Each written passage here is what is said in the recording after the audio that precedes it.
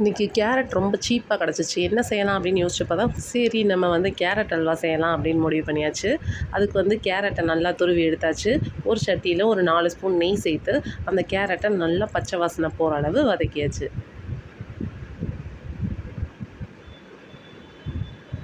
அதுக்கப்புறம் 1/2 kilo carrot எடுத்துருக்கோம். 1/2 litre பால் வந்து நல்லா காய்ச்சி அதை வந்து நல்லா அந்த பால்லையே வேக விடலாம். அந்த பால்லாம் நல்லா சுண்ட காய்ச்சி அப்படியே தனியாக ஒரு ஸ்மெல் வரும் பாருங்களேன், அப்படி இருக்கும்.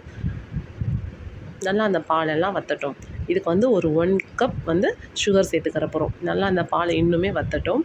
இந்த ஸ்டேஜில் வந்து நம்ம வந்து 1 கப் சுகர் சேர்த்துக்கிறோம். வாசனைக்காக 2 ஏலக்காய் சேர்த்துக்கிறோம்.